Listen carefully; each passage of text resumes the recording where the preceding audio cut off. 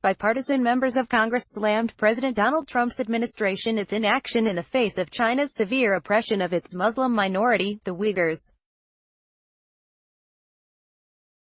4 U.S. representatives, 2 Democrats and 2 Republicans, published an open letter complaining that the White House has taken no meaningful action to address the human rights abuses.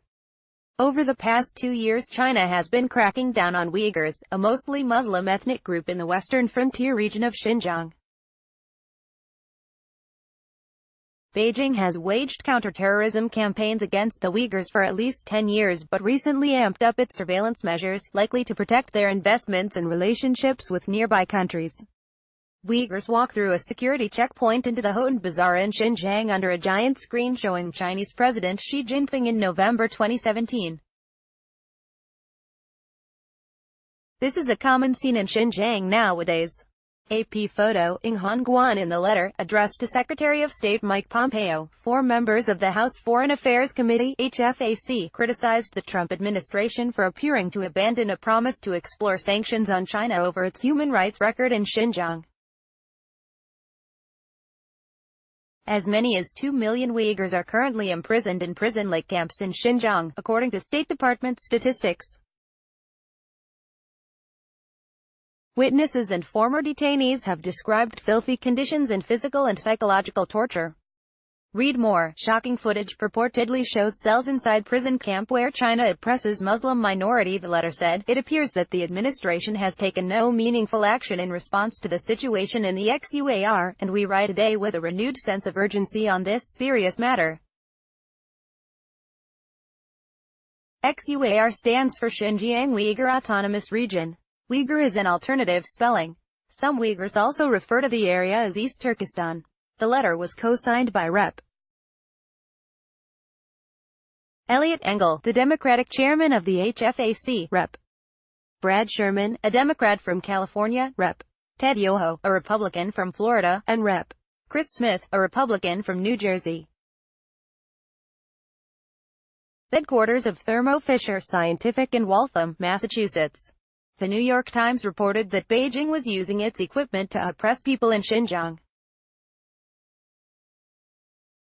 Google Maps Xinjiang's U.S. connection. The congressman specifically mentioned reports that Beijing employs U.S. talent to oppress Uyghurs, particularly in the realm of biohacking and imprisonment.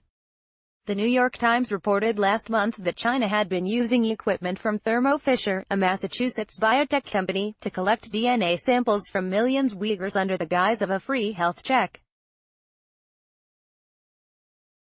Earlier this year, Reuters also reported that a Hong Kong-listed company, which has Blackwater founder Eric Prince as a board member and shareholder, signed a preliminary memorandum to build some sort of training center in Xinjiang. Details of the memorandum remain scant, and Prince claimed that he had no knowledge or involvement in the signing of the deal. Chinese President Xi Jinping and U.S. President Donald Trump at Mar-a-Lago in Palm Beach, Florida. Reuters, Carlos Baria. In Monday's letter, the HFAC congressman also called on the White House to provide a detailed response on whether it monitors the use of U.S. technology in China that could be used for oppression.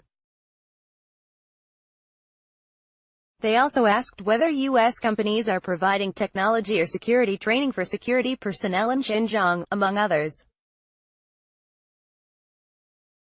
The members of Congress hope to impose sanctions on Chinese officials under the Global Magnitsky Act, a law that allows the U.S. government to punish human rights offenders by freezing their assets and restricting their travel. Last November, another bipartisan group of lawmakers introduced a bill in the Senate which called on the White House to condemn China's persecution in Xinjiang, for a special coordinator of U.S. policy on Uyghurs, and consider Magnitsky Act sanctions. Actions on the legislation, named the Uyghur Human Rights Policy Act of 2018, appear to have stalled.